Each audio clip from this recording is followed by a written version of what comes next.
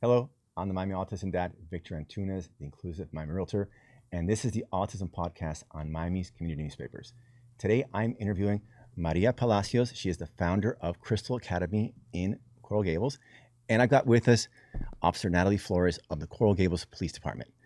Mari, go ahead and tell us a little bit about yourself and the founding of the school. Well, first of all, thank you for having us. I think it's very important for us to be here together, just to show how we collaborate with cities. Crystal Academy was born 16 years ago out of a need that I had with my own son of having all therapies under one roof. And then most importantly, that all the therapists and all lead therapists would communicate with each other and see the child from a holistic point of view. I went through a lot with my son, and that was one of the most important things that we wanted to accomplish, right?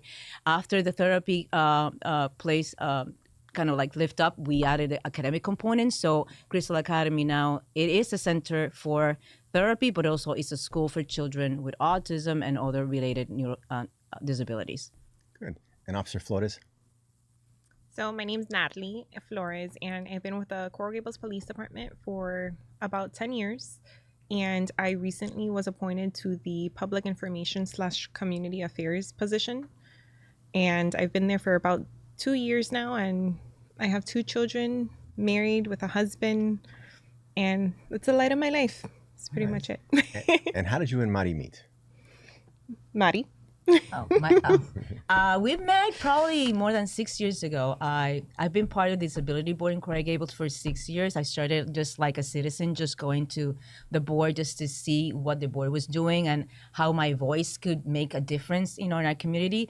And through those years, I would just see Natalie in the same building, and having Crystal, I wanted that collaboration with the police department, because one of the things that I always wanted is I want my community to know who my son is. And I thought it's so important for our police officers to meet who we serve, who our kids are, just to meet the families, just to, exchange with them, just to, pair with them. And that's how Natalie, just from the get-go said, yes, I want to go. And then she started bringing the new cadets to Crystal, who our kids love when they come. And then they also teach the cadets, who they are and how to interact with them, which I think it's vital. Not because when they're little, people would say, well, it's easier, but, well, it's different. I mean, our children could just wander around. Our children would get lost in events. And, if you know our children, if you know what they like and what they don't like, it's better. It's much better. It's safe. It's safe for them. And it actually makes us a community. And I think that's really... that's vital where we live. It sure is. And Natalie, you take cadets to Crystal Academy. How do you see that change their perspective, their way of being with this population? So when I started taking the cadets there, I also like to take them there when Mari's doing something with the students. So when she's having the garden club over and they're making flower arrangements, I just don't want the cadets to also just stand around, and I want them to interact with the students so that they could learn how some of the students interact and the different abilities of all the students that are there. And they definitely come out knowing that sometimes some of them are verbal. There's different children who are also nonverbal, who use different methods to communicate. And they weren't aware of that prior to going ahead and, going to Mari's school and seeing the different, everybody who is on the spectrum and their different capabilities and how they interact. And is this all the cadets go through the course or through the school, or just a few? Whoever's capable. So as long as the training schedule allows, we go ahead and we try to plan a day, when something's going on over there at Crystal, just for interactive purposes. I was telling Maddie that she goes grocery shopping with the students, with the older kids on Mondays. So I told her the next time I take students over there, I want them to go ahead and meet the students at Publix, to go ahead and, take the groceries off the shelves and to go ahead and experience that with the students. And Mari, you were on the advisory board for 6 years. Yeah. How did you see Coral Gables and the conversation evolve in those 6 years? Thank you for that question, because I'm very proud of the city that we live in. I'm very proud of the support that we've had from elected officials. And this can be done in other cities, and we within Dade County. Within Dade County, we actually collaborate with the New Disability Board in Key Biscayne, because we're doing the same things. I mean, it's not that Coral Gables is doing something, will copy us and make it better, right?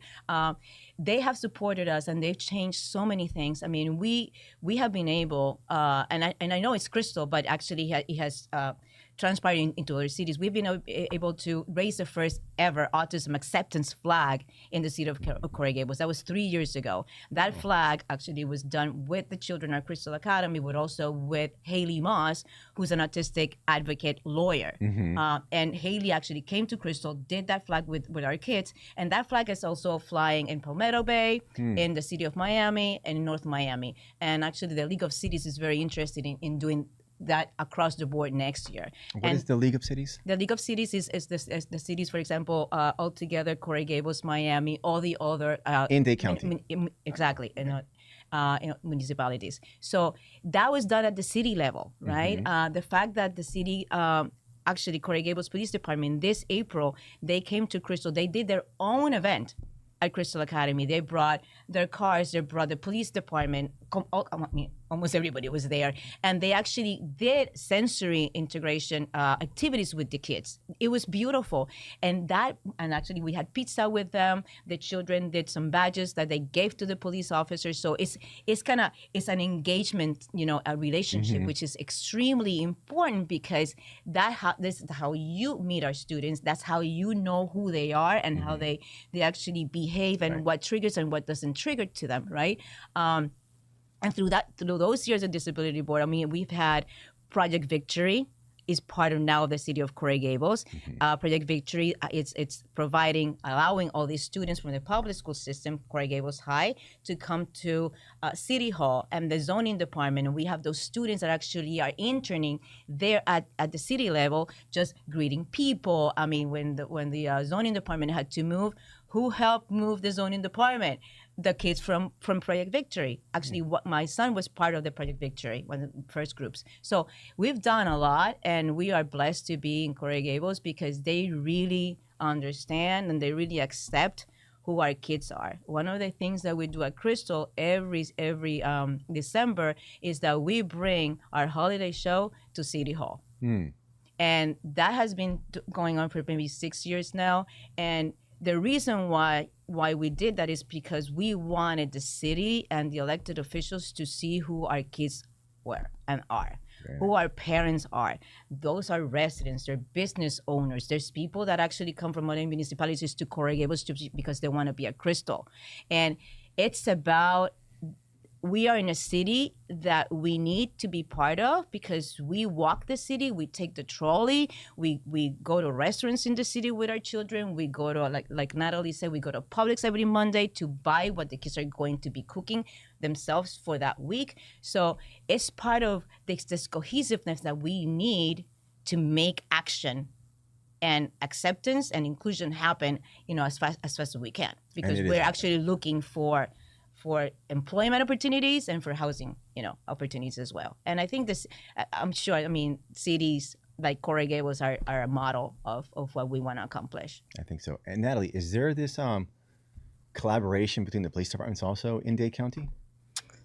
The collaboration that we have right now is just right now between Coral Gables and Crystal Academy. We try to establish a really strong foundation within the police department with the schools in the community.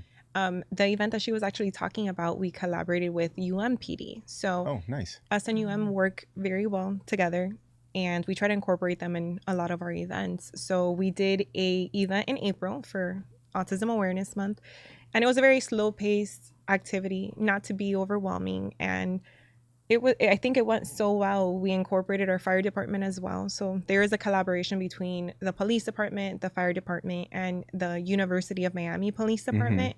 That's within Coral Gables to go ahead and make these events so successful.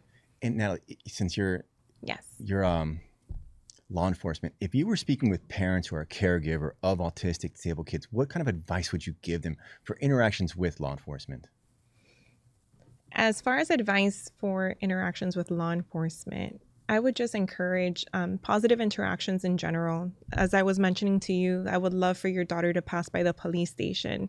I'm going to bring her. To go ahead and interact with law enforcement, interact with the fire department, just to kind of build a bond, because it's different for somebody who's exposed to law enforcement. I feel in general, Yes. the community needs to have a positive relationship with law enforcement, because some people don't react that well when we arrive to scenes, and they don't need to be on a spectrum to react poorly to us.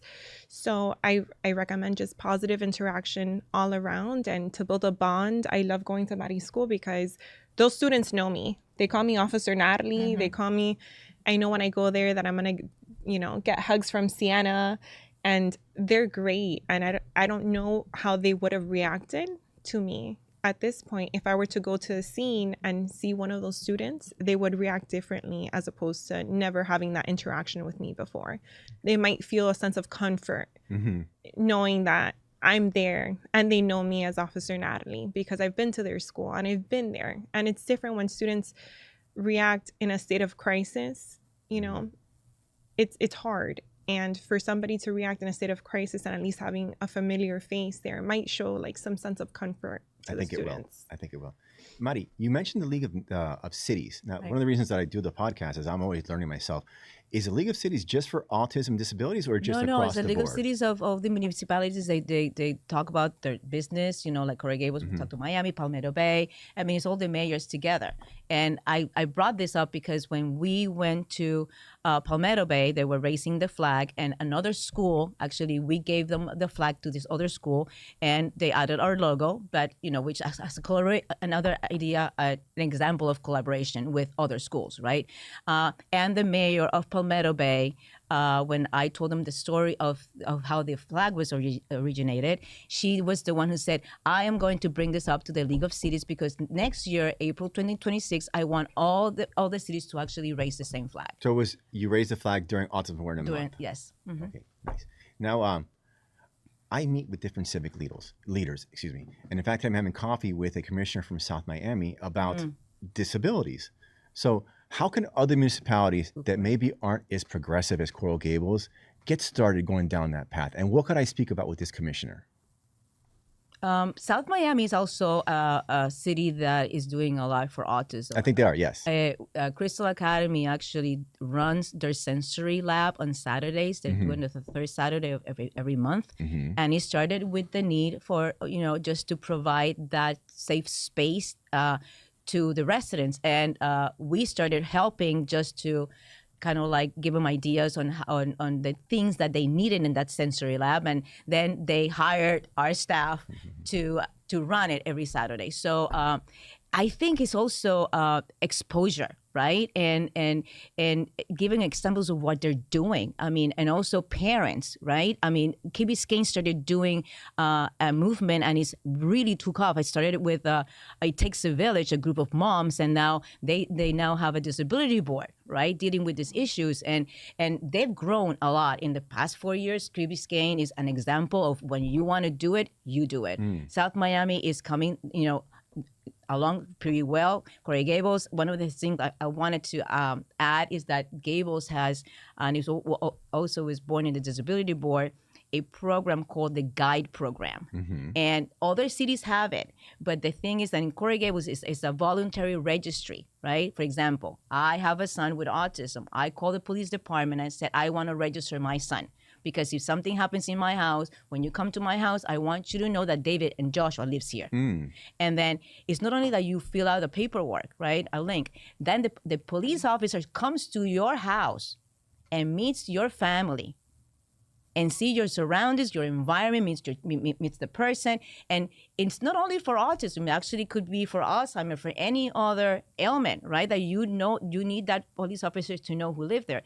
It's a little bit controversial with other people. Some people, with me, Why? I didn't have. Why is it controversial? Because some people might think that it's really disclosing too much of your household. But you disclose what you want to disclose, right? Yeah, Yes, but then they might think that maybe if that information falls into the hands of people that are not good people that can, use it in a very different way. For example, I know that in that household, somebody with Alzheimer's lives, and if that information passes to a thief, for example, they might take advantage of that situation. In my faith-based person that I am, I'm like, no, nothing is going to happen. God is with me. I want my son to be known. And it happened. I mean, the police officer came to my house, met David, and this is something that you might want to, maybe add a little bit on, because when David met the police officer, she's a female. She's talking to me. My son is an angel. He's the best person I've ever known in my life. And what instead of saying hello, he just gave her a hug and a kiss. And the police officer said, "Oh my God, he's so sweet." And my first reaction as a mom was like, "Yes," but then immediately I go, "But that's not right." Because you're a police officer. You have a gun, you have a taser.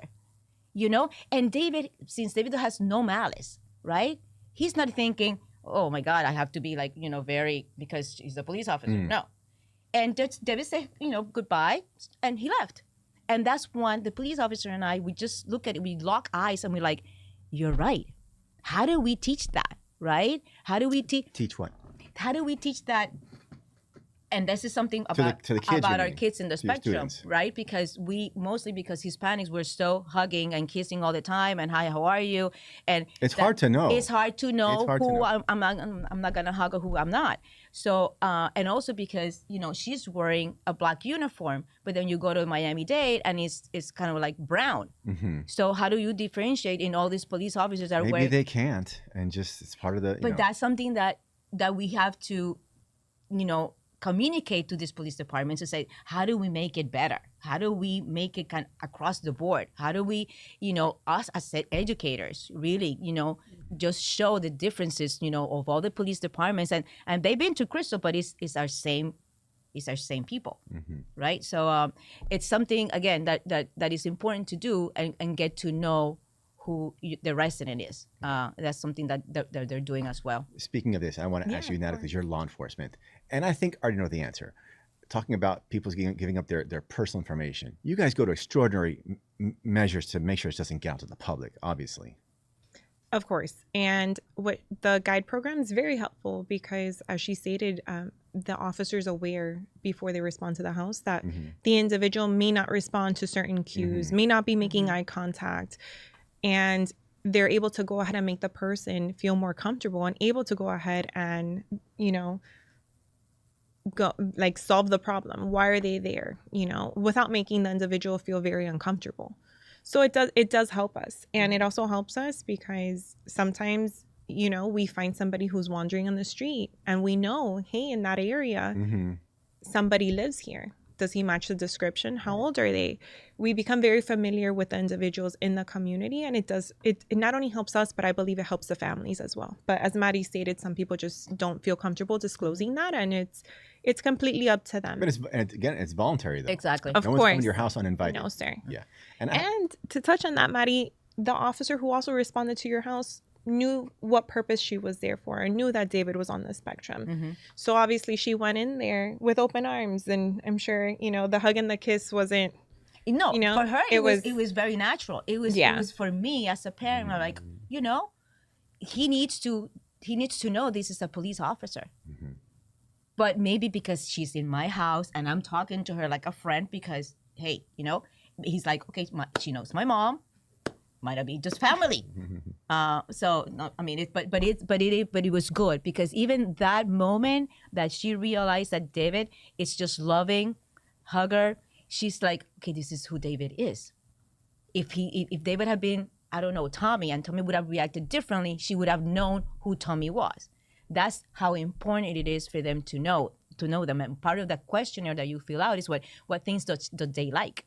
Mm-hmm. I mean, Natalie, you can actually comment on the issue that she had encountering a young adult and you can talk about it. And just because she asked the right question, she was able to de-escalate the situation. Let me ask you, Natalie, is it always the same officer that goes, or is it different police officers that go to these houses? It's For the anybody who's program. on it's anybody who's on shift. So it would get registered with our dispatch, and our dispatch would relay that information to us. So potentially, like many different officers are having interactions with these kids and adults, which is a good thing, I would say. Yes. Yeah. And that's why it goes back to trying to take the cadets for the exposure, for them to get to know individuals, and especially because you know the officers who are in your community, right? That's why doing events and doing things like this with Crystal exposes the students to the officers who potentially, are in the community. So if they do have an emergency, we are going to be the ones who respond to their house, and hopefully they're familiar with a face or two when that happens. I'd say also as an autism parent, I would rather give up this information.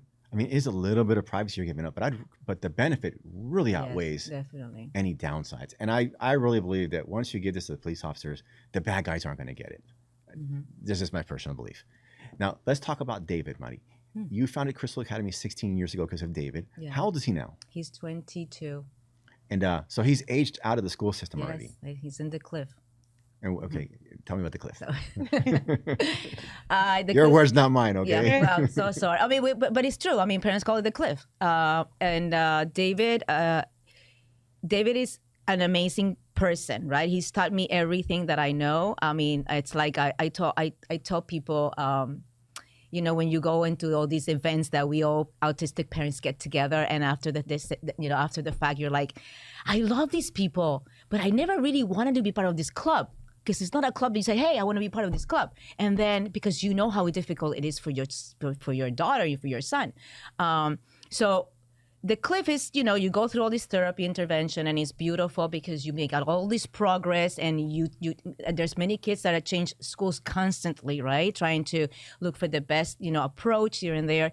And then 22 comes, and what do you do?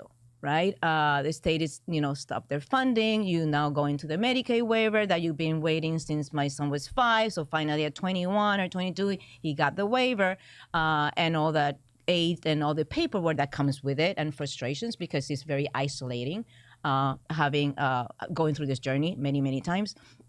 And then you start realizing what's out there, right? Or should I invent it? Should I invent more what's out there? And sometimes it's both. One of the things that, again, I'm sorry, but I have to thank Cory Gables and the library system that we knock on that door and it said, listen, my son loves to organize things. He's very good at doing what he's told or to do because he likes to follow instructions. And David goes there 3 times a week and he volunteers and he puts in order all those books that people leave behind or all those CDs. And he started with 1 hour a day because he couldn't do more. And now he could spend 3 hours a day. And there was one anecdote that I was told by a therapist that goes with him as a shadow, even though she's not in the same room. Now, little by little, you start, amplifying the space so he can do it even more independently. That whenever David goes to the library, the rest of the volunteers, they don't do anything because they know David is going to do everything. So it's about, again, it's about those talents that they have that they're so employable. Right. And that's one of the things that he's doing.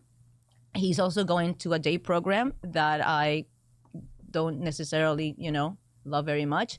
But it's something that he's doing twice a week. Without saying names, talking about the day program, what they're doing right, what are they doing wrong, or what could they improve? There's a lot. There's so much room for improvement. It's more of a collaborative model, right? It's a place that has so many tools to be the best ever because of where they are located, but I am not sure if it's because it's run by a different entity inside another entity that the reach is not very possible at this point. What do you mean by reach? In the sense of the resources that the place where he's at actually can offer. So one of the things that I've seen is that our population relies on schedules, right? And there's nothing wrong with that. And when they make you feel like, well, the schedule can change and, life happens and we don't really want behaviors, you're like, yes, but even if you, as a neurotypical person, at least on Monday or Tuesday, how your day is going to go through, right? So it's not a clean slate. And those were the things that I'm not very fun about. But socialization wise is good for him, right? But again, I'm looking for what's next for him. I think that, and our kids actually know that. Well, what is next for David? Exactly. So that's something that he asked me, because right now he's actually in a totally different setting for summer that I'm really liking. David is very good in cooking and baking, and he's taking several classes on baking, and he's part of a community now that is actually amplifying that. But it's gonna end. It ends on July 26th. I have the date in my brain because he asked me what after July 26th, and I have to come up with an idea. And I'm working with some other organizations to see if we can expand where he's at now, or kind of like tweak where he's going if he goes back to where he was before June started. So again, that's what he calls the cliff, because if it's not there, you gotta build it, and it's hard. It's really hard, even though I'm grateful that people are opening their doors. One of the things that the library system is actually also doing, and they started implementing with another school that is called Learning Links. They're in Kendall, also founded by a mom years ago, is that now that library close to Learning Links, they are running a small cafe inside the library. I've heard of this. And I'm like, fabulous. You're right, because I've never thought, when I knock on the door at Coral Gables, I say, can we do it in the Gables, because it's a historic building. You never know. Are these also voluntary jobs, the cafe, or is this paid? I think it's paid. I have to actually follow up with the owner of the school, because we started talking right after that happened. I was notified. I'm like, oh, we wanted to invite you, but it didn't happen. I'm like, no, it's okay. This can be rolled to other libraries, and it not necessarily Crystal. It's just, Easter Seal, Best Buddies. I mean, they have power, and they have the resources, financial resources, maybe to make it happen even faster. So that's something that I'm in conversations with, just to see if that could happen, and how fast that could happen. And really, Victor is really keep knocking on doors. For my own son, for example, this is very personal. He loves to build Legos. The last Lego he built was 6,500 pieces. And he follows that book, by bullet, right? And I'm like, well, maybe Lego. I mean, all those Lego stores, somebody has to build those models, right? And that's talent. Maybe he builds it in the store. Maybe he builds it in the house. I don't know. How do you reach out to those employers, Mari? You just knock on the door. Knock on the door. And you'd be surprised how many people open their doors to do that. Because there is a need. I mean, it's happening. If autism is going to, or he hasn't, like, really knock on everybody's door. You personally, me personally, next door neighbor. I have neighbors who have 2 or 3 kids in the spectrum, and we live in the same radius. I even thought one time maybe they see something with the water, 16 years ago, because there's like 4 families in the same it'd be the water street. all over the world, because Exactly actually right. autism is everywhere. Let me ask you a question, Mari. For the parents watching this, have you had any kids come through Crystal Academy who have successfully transitioned into the paid workforce? Crystal started 16 years ago, so our kids are now going into those 18, 19, right? So they're not going into the employment area. But to be honest with you, there's one that just graduated from Crystal, and she's very employable. And then the other 2, but they're 18. So they still have time to work on those skills, on the vocational skills. We do a lot of pre-vocational skills, pre-puberty skills, puberty transitions. We work together with St. Augustine University, that is very close to Crystal, and all those students and PhDs, they come to Crystal, and we actually work together to create these programs. So those skills are being worked on. But without getting too graphic, and before we move on too much, let's talk about the pre-puberty and the puberty skills. Unpack that for me. Right. This is something nobody ever wants to talk about, right? It's very uncomfortable. It is. But it's something, even when you go to conferences and they say they're going to talk about it, and it's like, so what did you say? Because I left the conferences and I didn't know anything, right? And it started with my son. It started with like even how to take a shower. We came up with like visuals, right, to how to take a shower and actually do it right. And it was controversial at the beginning, but it's like, you know, if you want your child to be as independent as possible, you put that visual in the shower and they follow up. And that's how my son did it. And now that visual went away. And then how your body's changing, right? For you we're all typical. So we started puberty, you would be upset, you would slam the door, you would just curse at people or not wanting to talk or start crying. But then our kids, they don't, you know, I remember when my son one day started crying, and I'm like, what's going on with him? You know, I forgot that he was in that age. And that's something that you actually start teaching other parents because you've lived through it. I have parents that they come and say, I don't know what's happening to him. He's just crying. I go, mm-hmm. At what age does this usually happen? 12. I started. Really? That's very young. I'm sorry. And more now. I mean, 12, 13, 12 is just, it's just like Has it always been that age?